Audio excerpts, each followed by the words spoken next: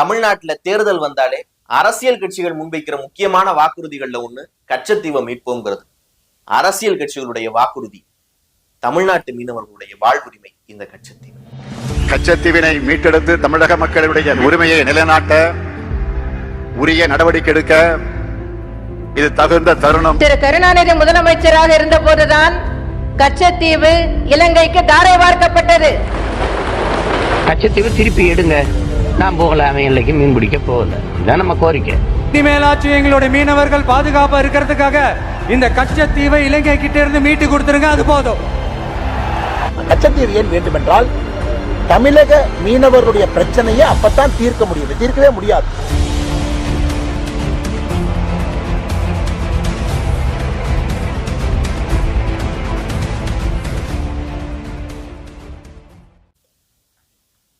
தமிழ்நாட்டுல ஒவ்வொரு முறை தேர்தல் வரும்போதும் எல்லா அரசியல் கட்சிகளும் முன்வைக்கிற முக்கியமான ஒரு வாக்குறுதினா அது கச்சத்தீவை மீட்போங்கிறது. தமிழ்நாட்டில் பல்வேறு காலகட்டங்கள்ல பல்வேறு அரசியல் தலைவர்கள் இந்த கச்சத்தீவை மீட்பதை பற்றி பேசிக்கொண்டுதான் இருக்கிறார்கள். இதுல இந்த கச்சத்தீவை இலங்கைக்கு தாரை வார்த்து கொடுத்த போது நாடாளுமன்றத்தில் இரா செழியன் அவர்கள் பேசிய கண்டன உரை மிக குறிப்பிடத்தக்கது அப்படின்னு வரலாற்றாளர்கள் சொல்லுவாங்க. இப்படி பல்வேறு சூழ்நிலைகள்ல பல்வேறு அரசியல் தலைவர்கள் பேசிக் கொண்டிருந்தாலும் கூட இன்றைக்கு தமிழ்நாட்டு அரசியல்ல எல்லா தலைவர்களும் பேசுகிற ஒரு பொருளாக இந்த கச்சத்தீவு மாறி இருக்கிறது. அதுல குறிப்பிட்டு சொல்லணும்னா, பாரத பிரதமர் மோடி அவர்கள் தமிழ்நாட்டுக்கு வந்திருந்த போது கூட நம்முடைய தமிழ்நாட்டு முதலமைச்சர் ஸ்டாலின் அவர்கள் இந்தியா கச்சத்தீவை மீண்டும் திருப்பி பெற வேண்டும், மீட்க வேண்டும், தமிழ்நாட்டு மீனவர்களுடைய வாழ்வுரிமையை காக்க வேண்டும் அப்படின்னு சொல்லி இருந்ததும், அதை எதிர்த்து அதற்கு கண்டனம் தெரிவித்த அண்ணாமலை அவர்கள் தமிழ்நாட்டில் இருக்கிற ஒவ்வொரு குடிமகனுக்கும் கச்சத்தீவை மீட்கணும்னு சொல்ற உரிமை இருக்கு, ஆனா ஒரே ஒரு குடும்பத்துக்கு இல்லைன்னா அது கலைஞர் குடும்பத்துக்கு தான் இல்ல, ஏன்னா கச்சத்தீவை தாரவாத்து கொடுத்ததே கலைஞர் தான் அப்படிங்கிற எதிர்ப்பை தெரிவிச்சதும், தான் கட்சி தொடங்கிய காலத்துல இருந்து சீமான் அவர்கள் கச்சத்தீவை மீட்பேன் அப்படின்னு சொல்றதும், இன்றைக்கு புதிதாக கட்சி தொடங்கி இருக்கிற நடிகர் விஜய் அவர்கள் கச்சத்தீவை மீட்பது இந்தியாவுடைய கடமை அப்படின்னு சொல்லி இருப்பதும் நமக்கு தெரியுது. அப்ப இந்த சூழ்நிலையில கச்சத்தீவை மீட்பது சாத்தியமா இல்லையா, கச்சத்தீவு எப்போது தாரை வார்த்து கொடுக்கப்பட்டது, எந்த காரணத்துக்காக கொடுக்கப்பட்டது அப்படிங்கிறத தெரிஞ்சுக்கிறதும் கச்சத்தீவினுடைய வரலாறை தெரிஞ்சுக்கிறதும் மிக முக்கியமான ஒண்ணா மாறுது. அதுக்கானதுதான் இந்த பதிவு. நாம் வரலாற்றை திரும்பி பார்க்கிற போது 17ஆம் நூற்றாண்டுல இந்த கச்சத்தீவு சேதுபதி மன்னருடைய ஆளுகையின் கீழே இருந்திருக்கு அப்படின்னு நமக்கு தெரிய வருது. அந்த காலகட்டத்துல அவர் வெளியிட்ட செப்பு பட்டயத்தின் மூலம் நமக்கு தெரிய வர்றது என்னன்னா, கச்சத்தீவு மட்டும் இல்ல, இலங்கையில இருக்கிற தலைமன்னார் நிலப்பரப்பு வரைக்கும் சேதுபதி மன்னருடைய ஆளுகையின் கீழே இருந்திருக்கு, அவர்கிட்ட தான் இருந்திருக்கு அப்படிங்கறது அந்த செப்பு பட்டயம் நமக்கு சொல்லுது. அதற்கு பிறகு 1822 ஈஸ்ட் இந்தியா கம்பெனி சேதுபதி மன்னரோட ஒரு ஒப்பந்தம் செஞ்சுக்கிறாங்க.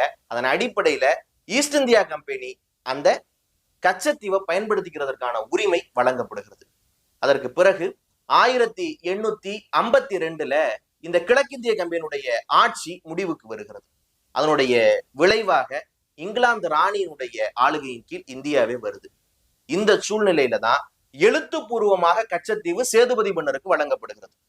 இந்த கச்சத்தீவு சேதுபதி மன்னருக்கு உரிமையானது அப்படின்னு எழுத்துப்பூர்வமாக இங்கிலாந்து ராணியினுடைய ஆட்சி காலத்துல சேதுபதி மன்னருக்கு தான் இது சொந்தம் அப்படிங்கிறது வெளியிடப்படுகிறது.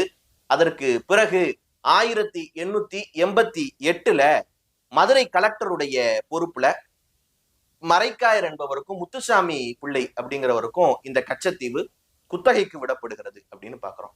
அப்ப 1822 வரைக்கும் கச்சத்தீவு சேதுபதி மன்னருடைய ஆளுகையின் கீழ் தான் இருந்திருக்கிறது. இந்த சூழ்நிலையில தான் 1905 தமிழ்நாட்டை சேர்ந்த சீனிக்குப்ப படையாச்சி அப்படிங்கிறவரு இந்த கச்சத்தீவுல அந்தோணியார் தேவாலயத்தை கட்டுறாரு.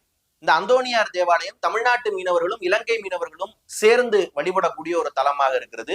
ஒவ்வொரு ஆண்டும் நடக்கிற அந்தோணியார் திருவிழாவுக்கு 2 நாட்டு மீனவர்களும் கலந்துக்கிறாங்க. இப்படித்தான் அந்த கச்சத்தீவு 2 மீனவர்களாலும் பயன்படுத்தப்படுகிறது. அதான் நம்ம குறிப்பிட்டு என்ன பார்க்கணும்னா, வரலாற்றின் எந்த காலகட்டத்திலையும் கச்சத்தீவுல மக்கள் வாழல.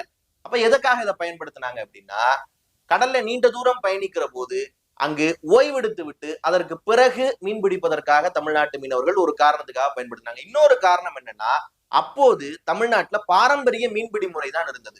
அதுல நூல் வலை தான் இருந்துச்சு. இந்த நூல் வலைய உலர வைப்பதற்காக அந்த கச்சத்தீவை பயன்படுத்தினாங்க.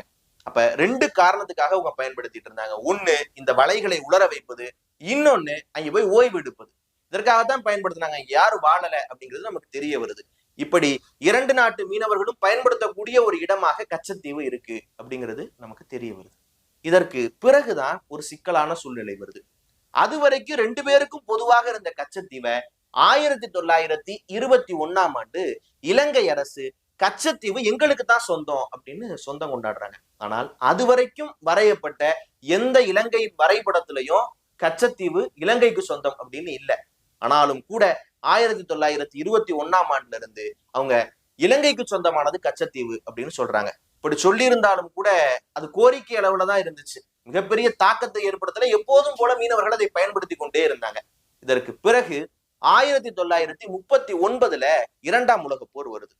இந்த 2ஆம் உலகப் போர் தான் இந்திய இலங்கை மீனவர்களுக்கு இடையில ஒரு மிகப்பெரிய மனக்கசப்பை ஏற்படுத்திய ஒரு சம்பவத்துக்கு காரணமா இருந்துச்சு அப்படிங்கிறது நமக்கு தெரிய வருது. ஏன்னா 2ஆம் உலகப் போருக்கு பிறகு பொருளாதார நிலையை உயர்த்துவதற்காக ஐரோப்பிய நாடுகள் என்ன பண்றாங்க, அதிவிரைவாக செல்லக்கூடிய மோட்டார் போட்டை அறிமுகப்படுத்துறாங்க. ஆழ்கடலுக்குள் மீன்பிடிக்கிற முறையையும் அறிமுகப்படுத்துறாங்க. இதை இலங்கை அரசாங்கம் பணம் செலவு செய்து இந்த 2யுமே வாங்கின. ஆனால் இந்திய அரசாங்கம் வாங்கி அதை மானிய விலைக்கு மீனவர்களுக்கு கொடுக்கிறது. அதை வாங்க முடிந்தவர்கள் வாங்கி பயன்படுத்துறாங்க, வாங்க முடியாதவர்கள் அப்படி வாங்கியவர்களிடம் வேலைக்கு சேர்றாங்க. இப்படி இந்திய மீனவர்கள் இந்த நவீன முறையை பயன்படுத்தி மீன்பிடிக்க தொடங்குறாங்க. இங்கதான் சிக்கல் வருது. பாரம்பரிய முறையில் மீன்பிடிக்கக்கூடிய இலங்கை மீனவர்களும் அதிநவீன முறையில மீன்பிடிக்கக்கூடிய தமிழ்நாட்டு மீனவர்களும் ஒரே கடல்ல மீன்பிடிக்க வேண்டிய நிலைமை வருது. இந்த சூழ்நிலையில இலங்கை மீனவர்களுக்கு மிகப்பெரிய மனக்கசப்பு ஏற்படுது. ஏன்னா அவர்கள் பாரம்பரிய முறையில பிடிக்கிற போது நிறைய மீன்களை பிடிக்க முடியாது. ஆனா இவங்க என்ன பண்றாங்க, இந்த புது நவீன முறை மூலம் பிடிக்கிறதுனால நிறைய மீன்களை பிடிக்கிறாங்க. இதை வெளிநாட்டுக்கு எக்ஸ்போர்ட் பண்றாங்க. அப்ப மீன்பிடித்தல் என்பது ஒரு மிகப்பெரிய பிசினஸா மாறுது. அது வரைக்கும் உள்நாட்டு தேவைக்காக தான் எல்லா நாடுகளும் மீன் பிடிச்சிட்டு இருந்துச்சு. ஆனால் இந்த முறை அறிமுகப்படுத்தப்பட்டதற்கு பிறகுதான் மீன் பிடிக்கிறது அப்படிங்கிறது ஒரு உலகளாவிய தொழிலாக மாறுகிறது அப்படிங்கிறது நம்மால் உணர முடிகிறது. இது முதல் மனக்கசப்பு அப்படின்னு நாம் பார்க்கிறோம். ஆனால் இதுதான் முழுமையான காரணமா அப்படின்னா இல்ல, இது ஒரு மனக்கசப்பாக இருக்கிறது அப்படின்னு பாக்குறோம். இதற்கு பிறகுதான் முக்கியமான பிரச்சனை நடக்குது. 1962ல இந்தியாவுக்கும் சீனாவுக்கும் இடையில போர் நடக்குது. இந்த போர் 1 மாத காலம் நீடிக்குது. இந்த போர்ல கவலைகரமா இந்தியா பின்னடைவை சந்திக்குது. இதற்கு பிறகு 1971ல இந்தியா பாகிஸ்தானோட சண்டை போட்டு தன்னுடைய ராணுவத்தை பாகிஸ்தான்ல அணிவகுத்து நிக்க வச்சு பாகிஸ்தான்ல இருந்து பங்களாதேஷ்ங்கிற ஒரு புது நாடை பிரிக்குது, ஒரு புது நாடை உருவாக்குது. இந்த சூழ்நிலையினால இந்தியாவுக்கு பாகிஸ்தானோடையும் சீனாவோடையும் நல்ல உறவு இல்லை. இது 2 பேருக்கும் இடையில ஒரு நெருடலை ஏற்படுத்தி இருக்கிறது அப்படிங்கறத நம்ம உணர முடியுது. இதற்கு பிறகு லாஃபிங் புத்தா அப்படிங்கிற அணு ஆயுத சோதனையும் இந்தியா செய்து இது உலக நாடுகள் மத்தியில இந்தியா மேல ஒரு அதிருப்தியை ஏற்படுத்துது. இந்த சூழ்நிலை எல்லாம் இந்தியாவுக்கு ஒரு பின்னடைவாக மாறுது. ஏன்னா அண்டை நாடுகளாகத்தான் இருக்கு பாகிஸ்தான் சீனாவெல்லாம். அண்டை நாடுகளாக இருக்கிற பாகிஸ்தானோடையும் சீனாவோடையும் நல்ல உறவு இல்லை. இது மட்டும் இல்லாம இவர்கள் அணு ஆயுத சோதனை செஞ்சதுனால உலகத்தின் பல்வேறு நாடுகள்ல இருந்து அதிருப்தியை சம்பாதிக்குது இந்தியா. இந்த சூழ்நிலையில இந்த பாகிஸ்தானும் சீனாவும் என்ன நினைக்கிறாங்க, இந்தியாவுக்கு மற்றும் ஒரு அண்டை நாடா இருக்கக்கூடிய இலங்கையோட ஒரு நல்ல நட்புறவை ஏற்படுத்தணும் அப்படின்னு நினைக்கிறாங்க. ஆனால் இதை இந்திரா காந்தி தெரிஞ்சுக்கிறாங்க. அவங்க என்ன நினைக்கிறாங்க, இலங்கையும் தனக்கு எதிரி நாடா மாறிட்டா அது இந்தியாவுக்கு ஒரு மிகப்பெரிய ஆபத்தா மாறிடும். அப்ப இந்த சூழ்நிலையை சமாளிக்கணும்னா இலங்கை நமக்கு நட்பு நாடா இருக்கணும் அப்படின்னு நினைக்கிறாங்க. இப்படி அவர் நினைக்கிற அதே காலகட்டத்துலதான் இலங்கையின் அதிபராக மீண்டும் தேர்ந்தெடுக்கப்படுகிறார் ஸ்ரீமாவோ பண்டாரநாயக்கா. அவரு மீண்டும் அதிபரா தேர்ந்தெடுக்கப்பட்டிருந்தாலும் அதற்கு முன்பு இருந்த அளவுக்கு மக்கள் செல்வாக்கு ஸ்ரீமாவோ பண்டாரநாயக்காவுக்கு இல்ல. அவங்க என்ன நினைக்கிறாங்க, எப்படியாவது இழந்த மக்கள் செல்வாக்க மீண்டும் திருப்பி அடையணும் அப்படின்னு நினைக்கிறாங்க. ஸ்ரீமாவோ பண்டாரநாயக்கா இழந்த மக்கள் செல்வாக்கை மீண்டும் திருப்பி அடையணும்னு நினைக்கிறாங்க. இந்தியாவுடைய பிரதமராக இருக்கக்கூடிய இந்திரா காந்தி இந்தியாவுக்கு இலங்கையை நட்பு நாடாக்கணும்னு நினைக்கிறாங்க. இந்த 2 எண்ணங்களும் ஒன்று சேருகிற இடத்தில் தான் இந்த கச்சத்தீவு இலங்கைக்கு தாரவார்க்கப்படுகிறது. 2 பேரும் சந்திச்சு பேசுறாங்க. அப்ப ஸ்ரீமாவோ என்ன சொல்றாங்க, இலங்கை இந்தியாவுக்கு நட்பு நாடா இருக்கணும்னா நீங்க கச்சத்தீவை இலங்கைக்கு கொடுக்கணும் அப்படிங்கிறாங்க. இந்திரா காந்தி எந்த மறுப்பும் இல்லாம சம்மதிக்கிறாங்க. இந்தியாவுக்கு வர்றாங்க. 1974ஆம் ஆண்டு யாருடைய ஒப்புதலும் இல்லாம எந்த ஒரு சட்டத்தையும் நிறைவேற்றாம இந்தியாவில இருந்த கச்சத்தீவை இலங்கைக்கு கொடுத்துடுறாங்க. பல்வேறு இடங்கள்ல பல்வேறு போராட்டங்கள் தமிழ்நாட்டுல நடக்குது. அன்றைக்கு தமிழ்நாட்டினுடைய முதலமைச்சராக இருந்த கலைஞர் அவர்கள் கடிதத்தை எழுதுகிறார், எதிர்ப்பை தெரிவிக்கிறார், அனைத்து கட்சி கூட்டத்தை கூட்டுறாரு, எல்லா கட்சிகளும் சேர்ந்ததுக்கு எதிர்ப்பு தெரிவிக்கிறாங்க. ஆனால் இது எதுக்குமே செவிசாய்க்கல பிரதமர் இந்திரா அவர்கள். இருந்தாலும் கூட ஒரு மன ஆறுதலாக அந்த ஒப்பந்தத்துல ஒரு வரி இடம்பெற்றிருந்துச்சு. அது என்ன அப்படின்னா, இந்த ஒப்பந்தத்தின் அடிப்படையில் நம்முடைய கச்சத்தீவு இலங்கைக்கு கொடுக்கப்பட்டிருக்கலாம்.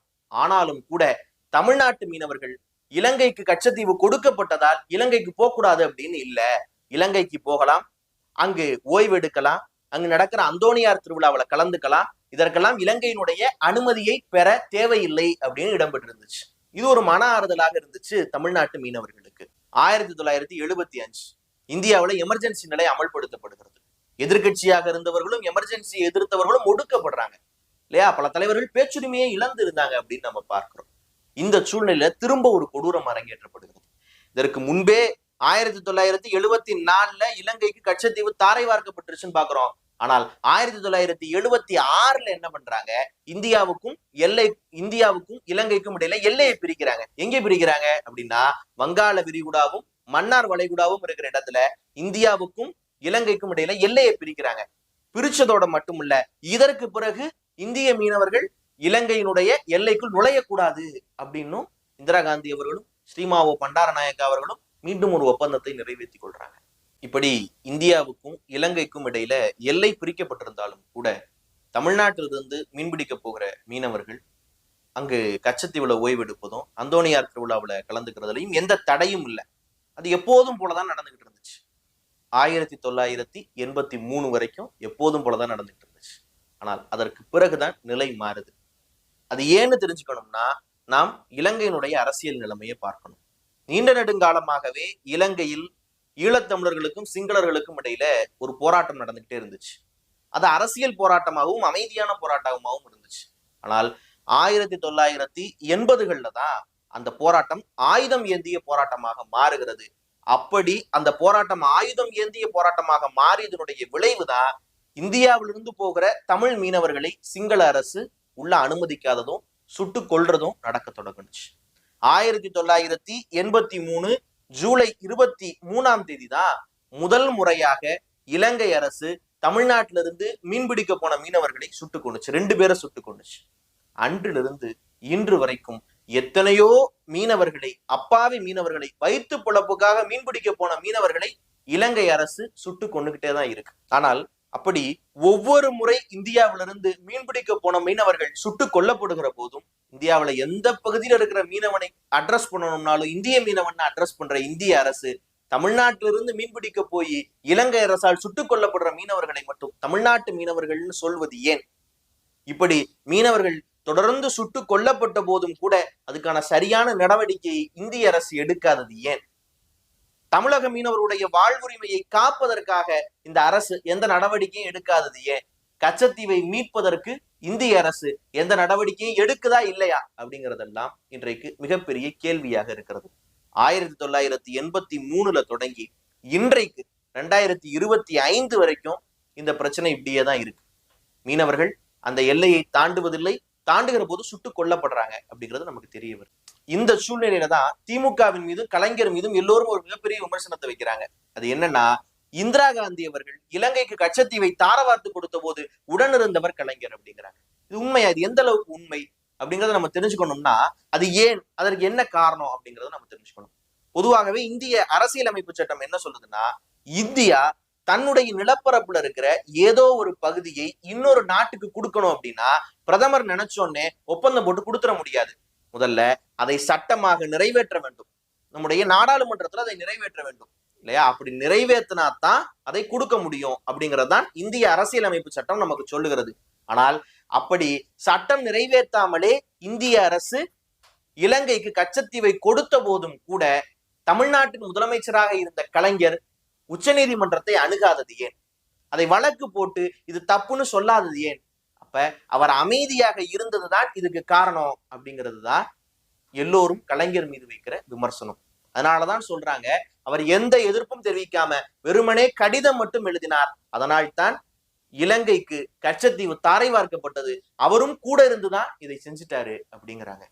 அப்ப அப்ப இதுதான் கச்சத்தீவு கடந்து வந்திருக்கிற வரலாறு. இதுதான் கச்சத்தீவுக்கு பின்னாடி இருக்கிற பிரச்சனைகள். இந்த சூழ்நிலையில தான் ஒரு மிகப்பெரிய கேள்வி வருது. கச்சத்தீவை மீட்பது சாத்தியமா இல்லையா அப்படிங்கறதான் இந்த கேள்வி. எல்லோர்ட்டையுமே இந்த கேள்வி இருக்கு. ஏன்னா இது மிகப்பெரிய அரசியலா கட்சிகள் தொடர்ந்து பண்ணிக்கிட்டே இருக்கிறாங்க. இது சாத்தியமா இல்லையாங்க அப்படிங்கிற கேள்வி வருது. இந்த கேள்விக்கு ஒரே ஒரு பதில் தான். அண்டை நாடாக இருக்கிற பாகிஸ்தான்ல போய் தன்னுடைய இராணுவத்தை அணிவகுத்து நிக்க வச்சு பங்களாதேஷ் என்கிற ஒரு புது நாடை உருவாக்கியது இந்தியாவுக்கு சாத்தியப்படும்னா, தன்னுடைய நிலப்பரப்புல இருந்து இலங்கைக்கு கொடுக்கப்பட்ட கச்சத்தீவை மீட்பது இந்தியாவுக்கு சாத்தியமா இல்லையா?